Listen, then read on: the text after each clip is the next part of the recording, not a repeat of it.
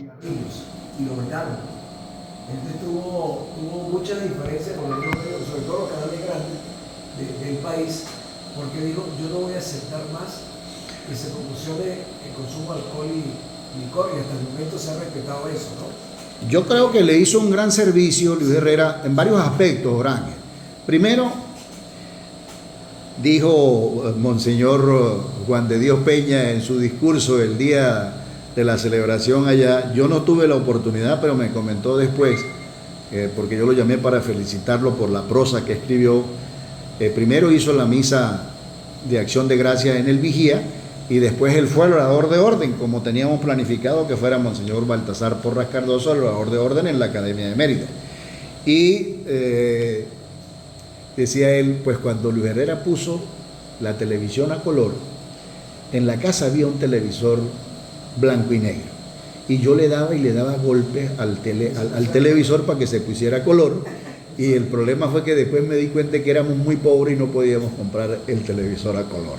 Eso lo dijo él en palabras llanas, pero yo lo rescato para esa innovación que fue el presidente que dio por primera vez la posibilidad de que existiera una televisora regional y a color, la televisora andina de Mérida. La más vieja del país. La más vieja del país, y con todos los defectos. Y la más quedada también. Y sí. Y con todo y que hay una participación de la empresa privada, pues la TAN se ha ido, no estancando, sino es que el proceso de innovación tecnológica reclama altos recursos. Esta misma radio, ¿cuánto le cuesta a ustedes mantenerla? Las antenas, todo el tema eléctrico que quema, que ha golpeado enormemente. Bueno, anoche se nos fue la luz aquí en Lagunilla, yo amanecí aquí y tardó, pero eso después que pase el 25 seguramente vamos a volver a la vivencia, no tengo ninguna duda. Ahora, por ahí hay unos ilusos que, al igual que el anterior gobernador Jason Guzmán, que ofreció que en un año resolvía el problema de la electrificación, de la electricidad en el país, en el estado, y todavía fíjate tú cómo estamos viviendo y padeciendo esta circunstancia tan especial. Hay un mensaje que dice, yo lo vi el presidente Luis Herrera inauguró el metro de Caracas junto al Mi Universo y de Sáenz. De acuerdo que quedaba pequeño al lado de la Mi Universo. Pues una anécdota muy especialísimo, y el presidente Herrera tuvo una visión en aquel momento que la gerencia que había desarrollado Irene Sáenz en Chacao era propicia para que en Venezuela se pudiera tener la posibilidad de la conducción de una mujer. Y hoy en día, el reciente Papa fallecido Francisco le dio una preponderancia realmente al papel de la mujer. Yo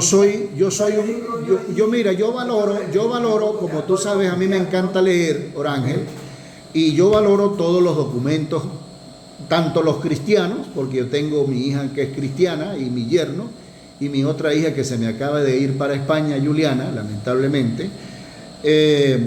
Valoro muchísimo las escrituras que se hacen en cada una de las encíclicas que se le han dejado a la ciudadanía, a los que somos evidentemente católicos y a los que tenemos un seguimiento y una disposición de aceptar y comprender que hay el libre albedrío. Ese libre albedrío permite que tú tengas una decisión muy personal de tener una creencia, de tener cómo verbalizar lo que tú crees, y yo respetarlo desde el punto de vista de mi criterio de tolerancia. En el Nacional de Derechos Humanos, un artículo habla de que nadie debe meterse cuando alguien cambie de opinión religiosa o política. No, en lo absoluto. Yo soy respetuoso de eso. En América no se respeta. Cuando alguien ha sido católico y se va a otra creencia, lo cuestionan mucho.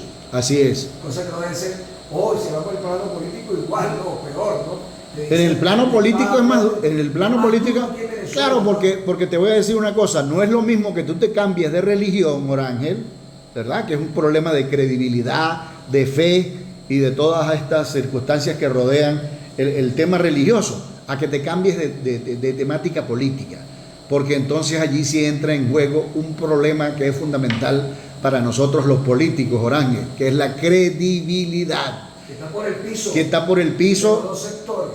Así es, y yo estoy de acuerdo contigo. Y ese es uno de los temas, Orángel, que a uno realmente le preocupa, que se estén en este momento dirimiendo cosas que no van a permitir encaminar el país por donde debe estar Yo no encaminado. estoy de acuerdo que tú le digas a alguien enchufado, o diga burgués, o digan sayona, o digan mona. Son expresiones despectivas y que la mayoría de los políticos utilizan ese tipo de adjetivos calificativos. Yo no entiendo eso. Nosotros venezolanos somos el venezolano que echa broma, el venezolano que se ríe, no el venezolano que está aprendiendo a odiar. Bueno, la estrategia del odio, usted sabe de dónde ha salido. No tengo que hacer referencia porque usted sabe de dónde viene. Y las consecuencias son indeterminadas cuando usted juega a establecer una estrategia de ese tipo, ¿no? Entonces es muy lamentable que se juegue a que haya como estrategia el odio. Y entonces después criminalizan a quien puede de alguna manera tener algún punto disidente, y ahí está el tema de la violación de los derechos humanos. Una de las cosas que más me llama poderosamente la atención, Orángel, en toda esta vivencia que me has preguntado sobre la vivencia con Luis Herrera, es haber leído el contenido de Tiela. Tiela fue un periódico que se sacó en la clandestinidad, y entonces allí se hacía referencia a la materia de los derechos humanos. Tú sabes, Tiela, sí, tiempos de la libertad. Entonces, yo escudriñaba el hecho pues de que en aquella oportunidad se llegó a tener, en el periodo de Marcos Pérez Jiménez, que combatió Luis Herrera Campín, cerca de 4.000 presos en el quinquenio, porque recuerda tú la represión que desarrolló la Seguridad Nacional, y ahora pues tenemos también una cantidad de presos políticos. En el gobierno de Luis Herrera, ¿verdad?, hubo cualquier tipo de crítica, tanto las que hacían en Radio Rochela como las que hacían, a las cuales tú estás haciendo referencia, desde el punto de vista de que Luis Herrera tomó una decisión valiente, corajuda, de evitar que hubiera publicidad para los licores y para los cigarrillos. ¿Y a quiénes atacó eso? A los grandes, porque Luis Herrera, a los grandes, entre esas empresas Polar, entre esas los medios de comunicación que se colocaron en contra de Luis Herrera. Y fíjate cosa curiosa, mi querido Orángel, los medios de comunicación nacionales son responsables de lo que estamos viviendo en los actuales momentos durante todo este tiempo, y yo lo he asumido con muchísima responsabilidad por todos los estudios que hemos hecho desde el punto de vista de su componenda para que se diera viabilidad a este mamotreto que hemos estado viviendo durante estos 26 años. Entonces, llamar las cosas realmente por su nombre era uno de los temas más enfilados del perfil que tenía Luis Herrera, que centró de nuevo retomar la orientación que se había dado en la concepción de la Cuarta República. Sentó unas bases muy firmes cuando le correspondió inclusive tener que asumir el Viernes Negro. Si Luis Herrera no hubiese asumido el Viernes Negro, a 6.30, pero eso evitó que nosotros no cayéramos en lo que cayó Argentina. Argentina no hizo lo que hizo Luis Herrera, y de alguna manera ciertamente hubo una fuga de capitales muy importante, pero también hubo gente que se quedó con sus recursos, con sus dólares, al fin y al cabo, y eso permitió de alguna manera permear y evitar, ¿verdad?, que el mal fuera mucho mayor. Pero veníamos de ¿qué? Veníamos de tener un presidente como Carlos Andrés Pérez, que era un hombre de una dinámica totalmente diferente a la concepción y a la capilaridad del gobierno social cristiano, que tenía una orientación totalmente diferente a lo que fue el populismo que desarrolló Carlos Andrés, que fue también un gran presidente.